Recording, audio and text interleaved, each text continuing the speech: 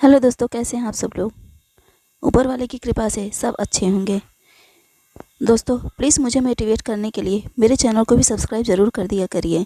Video को like तो करते हैं पर चैनल को सब्सक्राइब न करते, जिसकी वजह से मेरी वीडियो का रीच डाउन हो जाता है। चलिए शुरू करते हैं कहानी। जब परिवार बढ़ता है तो हम सभी लोग सोचते हैं कि हमारे बीच मनमुटाव ना हो और हम सभी प्यार से अपना जीवन बिताते रहें।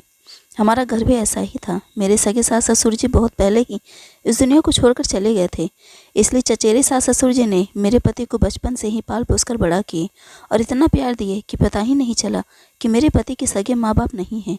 और इतने प्यार और समझदारी की वजह से हम सभी लोग, सास ससुर, मेरे पति, मेरी बेटी, बेटा और मेरे देवरानी, हम सब लोग साथ में रहते थे।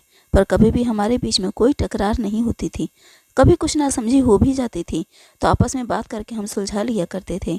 हम लोग तो अच्छे से चला रहे थे, पर शायद ऊपर वाले को कुछ और ही मंजूर था। मेरी ननद की शादी थी और बहुत अच्छी से शादी हुई थी। उनके घर परिवार में सब लोग बहुत अच्छे थे, पर शादी के कुछ सालों बाद मेरी ननद जी उदास रहने लगी। पूछने पर कुछ बोलती नहीं थी, जिसकी वजह से मेरे सास ससुर जी बहुत परेशान रहने लगे और हम लोगों को भी टेंशन होने लगी कि आखिर में बात क्या है। एक दिन मैंने दीदी जी को अपनी कसम देकर पूछा कि दीदी जी बताइए, आप इतनी उदास क्यों रहती हैं। तब वो बोलने लगी, देखो गरिमा, किसी से कहना मत प्लीज़। मैंने कहा क्या हुआ, तो उन्होंने बताया कि उनके पति का किसी और के साथ चक्कर है और रात भर गायब रहते हैं और कभी आते भी हैं तो मुझसे ढंग से बात नहीं करते। ये सुनकर मेरा भी मन बहुत ज़्यादा उदास हो गया। पर मैंने दीदी से कहा कि अगर ऐसी बात है तो आप कब तक यह सब सहेंगी, इसलिए आप जीजा जी से बात करिए। अगर उन्हें आपके साथ नहीं रहना है तो आप उनसे अलग हो जाइए। मेरे ससुर जी बहुत ज़्यादा परेशान रहने लगे। मेरी दीदी जीजा जी से बात की कि अगर आपको मेरे साथ नहीं रहना है तो प्लीज़ मुझे तलाक दे दीजिए। पर जीजा जी ना दीदी को तलाक देते थे और ना ही दीदी के साथ रहते थे। उनके सास ससुर भी दीदी को बहुत परेशान करते थे। मैं दीदी से कहती कि मम्मी पापा से बात कर लूँ, पर वो नहीं मानी। कहने लगी, नहीं अभी उनसे कुछ मत कहो, अगर मुझसे नहीं कुछ हुआ तो फिर कहना, वरना मम्मी पापा बहुत ज़्यादा परेशान हो जाएंगे। एक बार मेरे पापा जी हम सबको बिना बताए दीदी जी के घर चले गए और जब वहाँ से फ़ोन आया तो पता चला कि मेरे ससुर जी वहाँ पर बेहोश पड़े हुए हैं। हम लोग भाग कर गए और पापा जी को अस्पताल ले गए। पता चला कि किसी टेंशन की वजह से चक्कर आया होगा और वो गिर पड़े, जिसकी वजह से उनके शरीर का एक पूरा भाग खराब हो चुका है। अब वो ना बोल सकेंगे और ना ही चल सकेंगे। पर मुझे लगा कि ऐसी क्या बात हुई। तब दीदी बताने लगी कि पापा अचानक से सरप्राइज़ देने के लिए आए और वहाँ पर ये लोग सब मुझे पीट रहे थे। पापा देखकर शॉक्ड हो गए, जिसकी वजह से वो बेहोश होकर गिर पड़े और उनके साथ ऐसा हुआ। अब मुझसे नहीं रहा गया, इसलिए मैंने दीदी को अपनी कसम देते हुए, उनकी माँ पापा की कसम देते हुए मैंने कहा कि अब आवाज़ उठाइए, इस तरीके से आप नहीं रह सकती। फिर हम लोगों ने थाने में कंप्लेन किया और पुलिस वालों ने दीदी को इस हालत में देखकर उनके सभी परिवार को पकड़कर लॉकअप में बंद किया और दीदी का डाइवोर्स हो गया। अब उनसे हमारा कोई मतलब नहीं है। बस तभी से मेरे ससुर जी बेड पर पड़े हैं। हम लोग उनकी बहुत सेवा करते हैं। मेरी दीदी भी नौकरी करने लगी, जिससे कि उनका मन लगा रहे, क्योंकि वे अभी कुछ सालों तक दूसरी शादी नहीं करना चाहती थी, इसलिए हम लोग फोर्स भी नहीं करते हैं। पर इधर कुछ दिनों से मैंने देखा कि मेरी 11 साल की बेटी चुपके से रात को भी ससुर जी के कमरे में चली जाती और फिर धीरे से वहाँ से बाथरूम में जाती है, फिर आकर सो जाती। पहले तो मैंने नोटिस नहीं किया, फिर हर दिन ऐसा होने लगा। कभी दोपहर में, कभी रात में। कुछ पूछती तो बात को टाल देती। मुझे कुछ समझ में नहीं आ रहा था कि बात क्या है।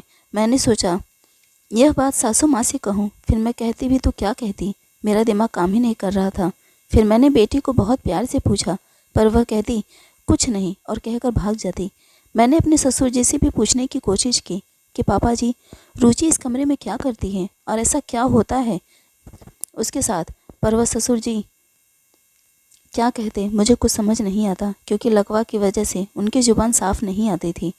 इसलिए मैंने सोचा कि मैं खुद ही पता लगा कर रहूँगी कि बात क्या है।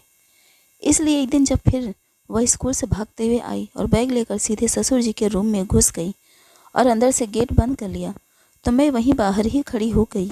रुचि कुछ टाइम बाद गेट खोलकर जब बाहर आई तो मैंने पूछा कि क्या कर रही थी, गेट क्यों बंद की तुम? तो मेरा हाथ झटकते हुए बोली कि मम्मी तुम भी क्या? मैं दादाजी से मिलने गई थी।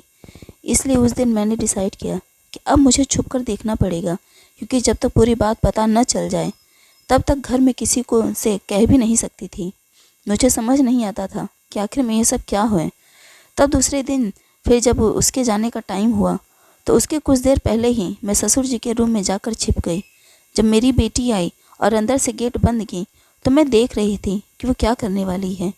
वो सीधे ससुर जी के बेड के पास गई और उनके बेड पर चढ़कर उनके बेड के पीछे एक बड़ा सा बॉक्स निकालकर बेड से नीचे उतरी।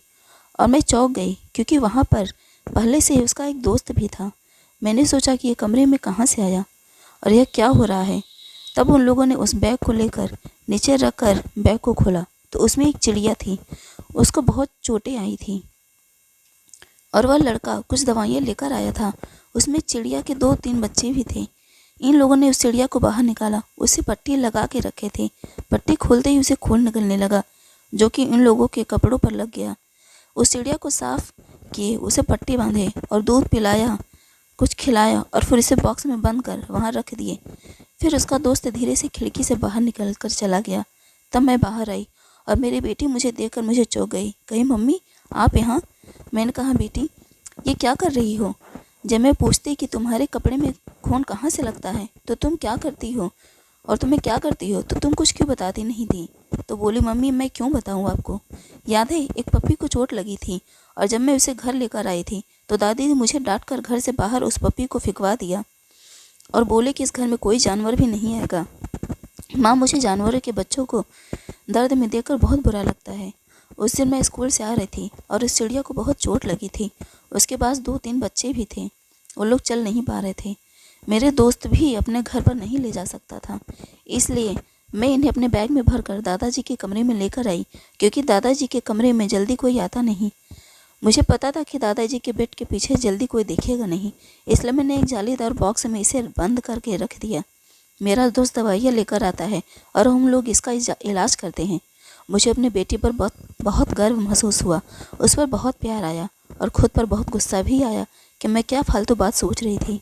मैंने उसे बहुत प्यार किया। मैंने कहा, बेटी अगर ऐसी बात है तो तुम मुझे बता देती। तो बेटी ने कहा कि नहीं, आप भी तो उस दिन खड़ी थी, आपने भी कुछ नहीं बोला और पप्पी को बाहर करवा दिया, इसलिए मैंने आपसे नहीं कहा। मैंने अपनी बेटी को सॉरी बोला और उसे कहा कि मैं प्रॉमिस करती हूँ और अब जिसे भी चोट लगेगी, जिसकी भी हेल्प करनी हो तो तुम मेरे सामने लाओ। मैं तुम्हारी दादी को मनाऊंगी, वो कुछ नहीं बोलेंगी।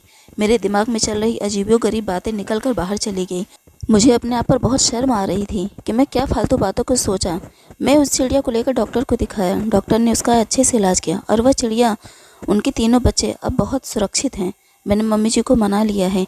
हम लोगों ने चिड़िया को घर पर ही रखी क्योंकि वे बाहर कहीं नहीं उड़ते, बस घर में टहलकर अपने पिंजरे में आ जाते हैं। तो दोस्तों, हमें बच्चों को इतना भी नहीं डांटना चाहिए और इतनी भी शक्ति नहीं करनी चाहिए कि वो हमसे बातें छिपाएं और चोरी छुप के काम करने लगे। मेरी दीदी की भी शादी पड़ गई है। ऊपर वाले से मनाती हूँ कि मेरी दीदी जी के आगे का जीवन खुशहाल बना रहे। दोस्तों, कभी कभी हम अनजाने में ही अपने बच्चों के साथ बहुत गलत कर बैठते हैं जो कि नहीं करना चाहिए। तो अपने बच्चों और परिवार को प्यार करते रहिए और सपोर्ट करते रहिए। इसी कहानी के साथ आप सबका प्यार बना रहे। फिर मिलते हो अपनी अगली कहानी में। इस कहानी को सुनने के लिए आप सबका दिल से बहुत बहुत धन्यवाद।